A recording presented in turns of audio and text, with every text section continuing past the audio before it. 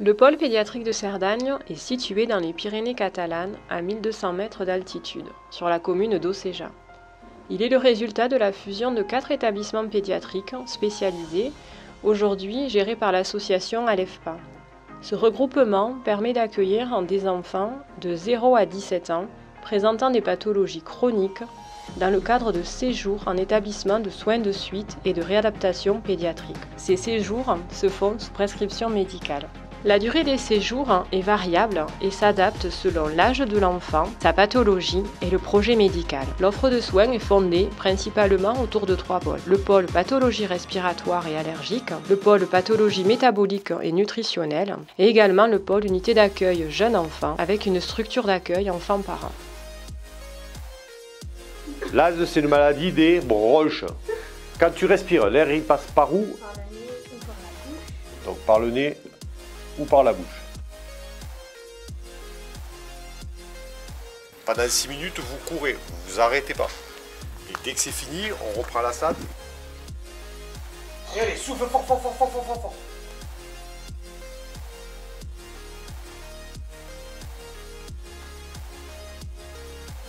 Le but de l'ETP ici va être de comprendre comment est-ce qu'on respire, comment est-ce qu'on mouche, pourquoi est-ce qu'on fait les traitements.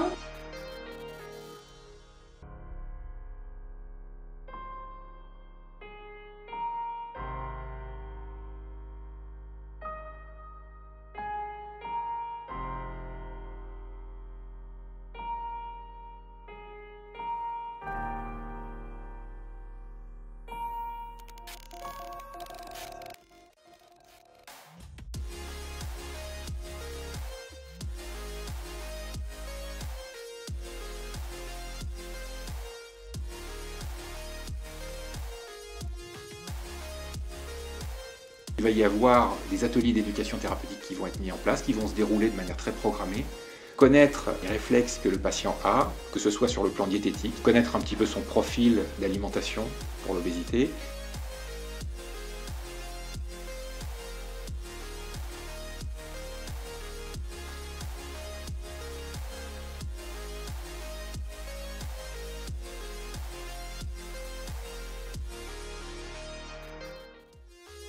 Donc, grâce à la fréquence cardiaque plateau, on va pouvoir déterminer par la suite une fréquence cardiaque cible pour le réentraînement. C'est cette fréquence à laquelle on va essayer de se fixer sur les sorties en marche, en ski de randonnée, en ski de fond ou en vélo.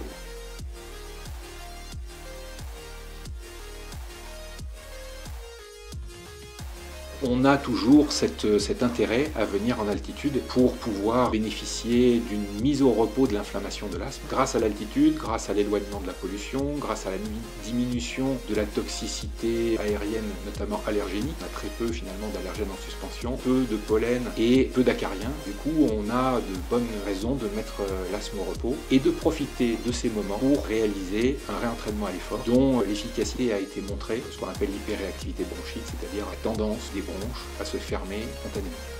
La situation géographique de l'établissement permet également aux patients en situation d'obésité de bénéficier de diverses activités ludiques et sportives permettant de découvrir ou même de redécouvrir des activités physiques dans un environnement privilégié. Tout cela participe à la réhabilitation du jeune patient. Les équipes travaillent pour l'amélioration de la qualité de vie de nos jeunes patients et adultes en devenir. La prise en charge s'articule autour des soins médicaux, paramédicaux, rééducation, autour de l'éducation thérapeutique du patient, auprès des enfants, des adolescents et des parents quand ils sont présents, du réentraînement à l'effort et de la réhabilitation. L'enfant est considéré dans sa globalité, c'est-à-dire qu'il bénéficie de soins, mais également d'un accompagnement psychoéducatif, d'activités de motricité et d'éveil, ainsi que du respect de son rythme et de ses habitudes.